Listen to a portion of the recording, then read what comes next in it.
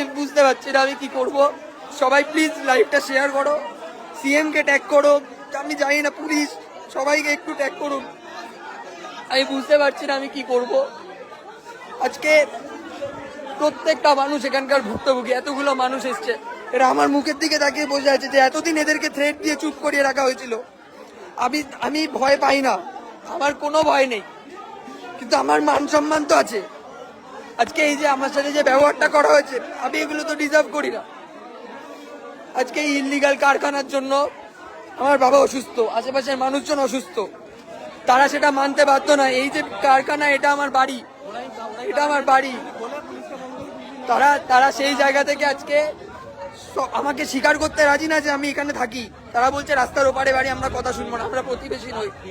আজকে একটা প্লাস্টিক যদি পড়ে 14 ঘন্টা প্রত্যেক দিন, সবাই জানে মানুষের কি পরিমাণ ক্ষতি হয় এখানকার। আমি বলতে বাধ্য হচ্ছি, বিজেপি নেতা, বাকি অনেকে ভালো, আমাকে তারাও সাহায্য করেছে, কিন্তু একজন নেতা আমাকে সকালে ফোন করে থ্রেট দিয়েছে, গরম দিয়েছে আমাকে বিভিন্ন রকম ভাবে।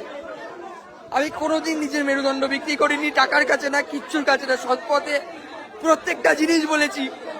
আগের সরকার থাকাকালীন বিভিন্ন সময় প্রোটেস্ট করেছি, তার জন্য থ্রেট খেয়েছি। আমি কোনোদিন সোশ্যাল মিডিয়ায় সেটা বলিনি, আমার ব্যক্তিগত জীবনে আমি বলতে চাই না বলে। আজকে সেই জায়গা থেকে আমাকে বাধ্য করা হচ্ছে। আমার বাড়িতে আমার বাবা থাকে একা, আমাকে ধরে নিয়ে গেলে আমি কেস করতে পারবো, আমার বাবার কে এসে দেখবে। আমি বুঝতে পারছি না আমি কি করবো। ইউটিউবে রাহুলদের একটা ভিডিও খুব পরিমাণ ভাইরাল হয়েছে, যেটা কাল থেকে আমরা দেখলাম।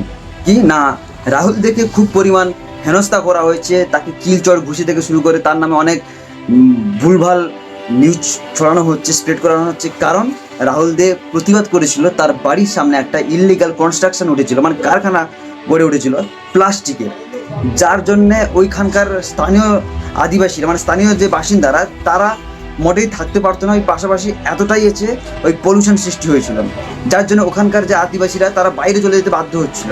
তো সেটা নিয়ে প্রতিবাদ করার জন্য রাহুল দেকে খুব পরিমাণ হেনস্থা করা হয়, হুমকি পর্যন্ত দেওয়া হয়। ইভেন প্রশাসনিক দপ্তর থেকে কোনো রকম কোনো মানে হেল্প করা হয়নি। তো সেটা নিয়ে কাল খুব পরিমাণ উত্তাল হয়েছিল সোশ্যাল মিডিয়াতে, তো আমরাও সেটাকে দেখি। তো কথা হচ্ছে যে একজন ইললিগাল কনস্ট্রাকশন করেছে, তো তার টাকার জোরে সে করে রেখেছে, কিন্তু সেই একটা গরিব মানুষ যখন ছোটোখাটো ব্যবসা করে সেটাকে তুলে দিচ্ছে। তো সেই জায়গায় একজন ইললিগালভাবে কনস্ট্রাকশন করছে, সেটাকে প্রশাসন দেখা উচিত। আর যে বা যারা এর সঙ্গে যুক্ত আছে, তো সেটাকে অবশ্যই শাস্তি পাওয়া উচিত এবং সেটাকে অবশ্যই আইনের আওতায় নেওয়া উচিত।